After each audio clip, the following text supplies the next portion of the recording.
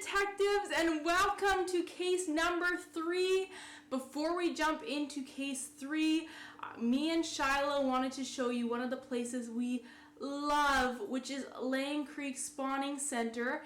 But Shiloh didn't want to be in this intro video because she was too hot, and so Marley decided, she's Shiloh's older sister, she decided to show you her face to you and welcome you on our journey to Lang Creek Spawning Center. Let's go. Let's go for a walk at Lang Creek Spawning Center. Use your ears and your eyes and find things that are interesting sounds, interesting things you see, and write it down in your top secret notebook and keep track of everything that surprises you or that you want to know more about. Let's go.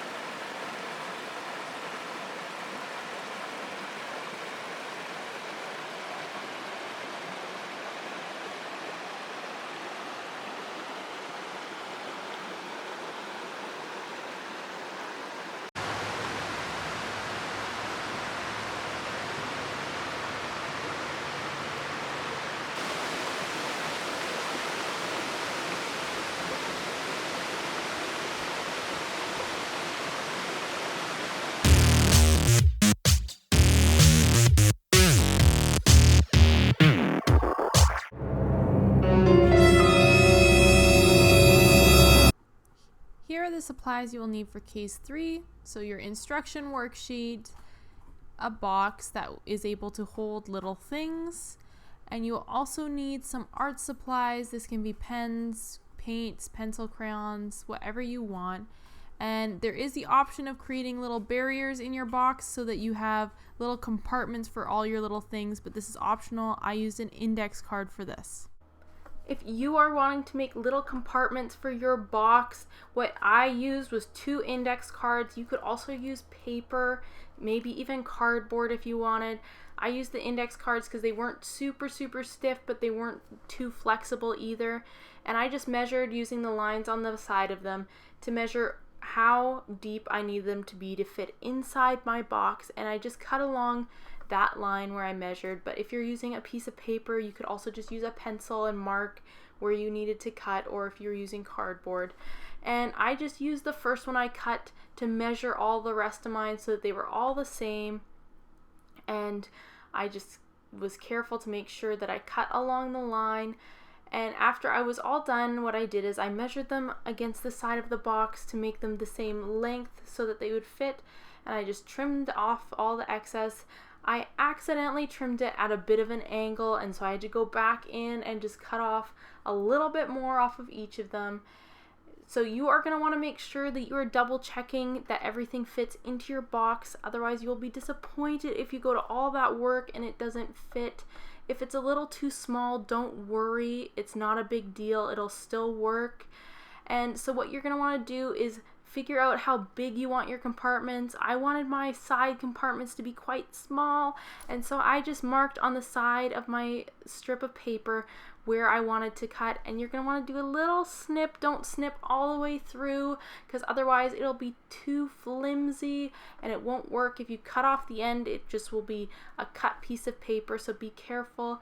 And I actually stacked them on top of each other, so I was cutting 2 at a time to save on time. And you're going to want to measure where you want your other ones to go.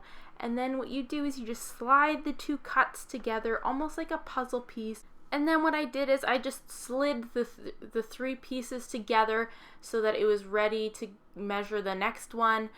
And just taking the last little slip of paper, I measured where I wanted it to go, how big I wanted my compartments on the top to be. And so I slid that piece on that was cut and just marked with a pen where I was going to cut the other 2 pieces.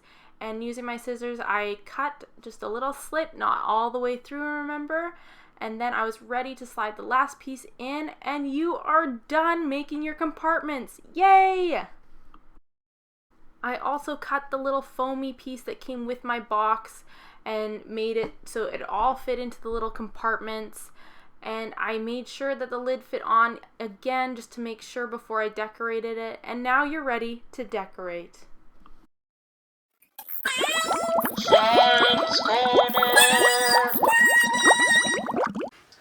Hello, detectives, and welcome to another Science Corner with me, Chloe, Master of Mysteries.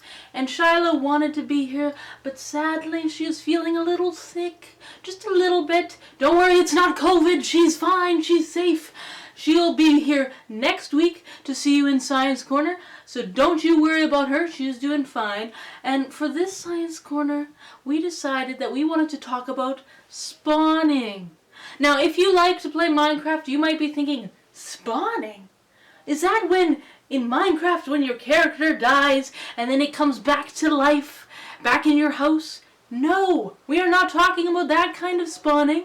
We are talking about salmon spawning, to learn about salmon spawning, what you first need to learn about is how the life of a salmon looks like, what it looks like, and so what we call that in the science world is the life cycle. So it's from when they begin their life to when they end it, and you get to look at everything. So let's get started with the life cycle of the salmon. So the salmon life cycle, what it starts with is when the salmon are little eggs, and the eggs are sitting at the bottom of a stream, a freshwater stream, and they're sitting there, and they're just waiting, they're just developing, they're turning more fishy and less eggy, and they sit there all winter until late winter, so the end of winter or early spring when they hatch. And when they hatch, they become these elevin.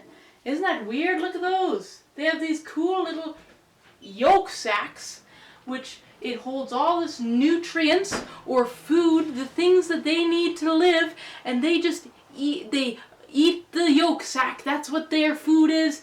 It sits there right by their belly and they digest it, they eat it, and that keeps them alive. And then they try to stay hidden. They're like, whoa, this is a crazy world. I was once an egg and now I'm free to roam around. And so they stay close to the bottom and they kind of hide from things that might eat them.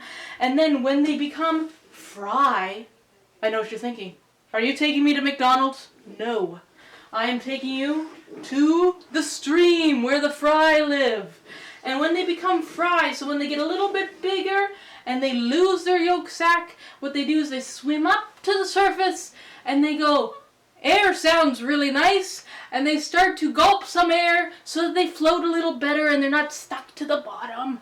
And then what they do is they start to eat because they no longer have this yolk sac, and so they start to munch on things, and then they get a little bit bored and they go, I guess I'll go downstream a little, and they start to drift downstream, and then they start to look at the stream and they go, oh, that's a nice rock. Oh, do you smell that? I think it's candy. And they start to memorize their stream for later. And I'll tell you why they memorize it later. And soon the fry get to these things called estuaries. What is that fancy word? Estuary. And what that is, it is when the fresh water of the stream mixes with salt water, so it's a little bit salty, it's a little bit fresh. It doesn't really know what it is yet. It's just kind of mixing around. And so they go to these estuaries where they engage in smoltification.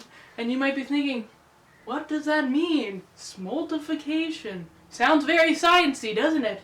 And what that is they start to become a smolt. That's it. That's all that's involved in smoltification. And they start to think, you know what, it's a little too bright up here. I'm going to go look for some darker water. I'm actually going to avoid the light. No, thank you. Stay away from me. Let me get a little deeper. And then their gills start to change, because over here, they were used to fresh water. And so when they're a smolt, their gills start to change so that they can live in salt water. Isn't that so cool? And after they are done their smoltification and living in the dark, they then become adult salmon. Isn't that a pretty salmon? I drew it myself, thank you. And when they're adult salmon, what they do is they leave to the ocean. They say, I'm done with you, stream, fresh water, no thanks. I'm going to go to the big wide open ocean where I have stuff I can do and friends I can see. And so they live out in the ocean. Depending on what kind of salmon they are, they could stay in the ocean anywhere from 2 to 7 years. That's a long time to be swimming around the big ocean blue, don't you think? And after they are done swimming around in the ocean, suddenly they start to smell something. Is that my stream I smell, they think? And they start to decide, maybe I want to go back, take a look around the old stream I used to live in. And so they head back from the ocean, wherever they ended up going, they swim back home. And they have to swim upstream, which means all the water is coming at them and they have to try and swim. Have you ever tried to run through water? It's a bad idea. You don't get very far. And they do it for a long time. They swim upstream and it's very hard to do. And once they get to where they want to lay their eggs, they become spawners. Isn't that crazy? Look at this guy. He's got a big hook of a nose. And when they become spawners, they change color again. They're like a rainbow. They start to change color. They decide, no thanks to this old scaly bunch. I want to be this. And then when they're spawners, if they are a female salmon, what they do is they start to build a nest with some rocks. They kind of wiggle their butt around and start scooping stuff around so that they have a place to lay their eggs. And then they lay their eggs, and the boy salmon comes around and fertilizes the eggs. And then what happens is they die. It's kind of sad, because they just went through all this work of swimming upstream. Yes, it is sad that they die, but for salmon, 7 years is a long time. Even 3 years sometimes is long for them. And so what happens is when they die, their body starts to decompose. So all these little things, these microscopic, which just means they're very small, they start to chew away at the salmon, and some birds will come and peck at the salmon. And so they actually feed the stream and the animals around the stream. And so they keep on giving after they are gone. Isn't that amazing? And so that is it for Science Corner today. I hope you learned something new and that you had fun learning all about the life cycle of the salmon and what spawning is. And I will see you next week for case number 4. And now you are ready to decorate your box. So what you're going to want to do is grab any art supplies you were wanting to use to decorate your box. I decided to use paints, and I decided to paint my box yellow because it is summer and yellow is the perfect summery color. If you decide to use pens, that will be perfect. It'll work really well and you won't have to wait for it to dry, which will be nice. And so after I was done painting, I waited for it to dry, and once it was dry, I added some details. As you can see, I added Shiloh sleuths a lot, searching for her next mystery, and I named my box the Box of Mysterious Finds, because I don't know what I'm going to stick in it, but they are going to be mysterious things.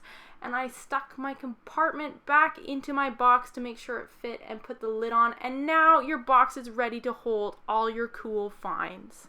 I also decided to color a box with pens so that you could see what it looks like. And as you can see, the pens look just as good as the paint. And I only decided to color the top just because I liked the way it looked. Me and Shiloh found some mysterious finds when we were out on our walk the other day and decided to put them in our box. Look at this little pine cone. I thought it was so cool, and so I put that in my box. And this red leaf, it was the only red leaf I saw in the forest. Everything else was green. And this piece of a tree, it was actually very soft, even though it looks spiky. And look at this cool bark. Isn't that so cool? Let me know what you decided to put in your box. Well done, detectives. That is it for case number 3.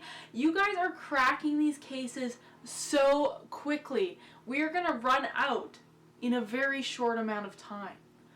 I hope you had fun this week creating your own case of very small things, and maybe even going out and finding some stuff to stick into that little case. I know I had a lot of fun going out with Shiloh and finding all these little things out in nature to stick in our box. I hope that I'll see you next week for case number 4. It is gonna be crazy. I will see you next week.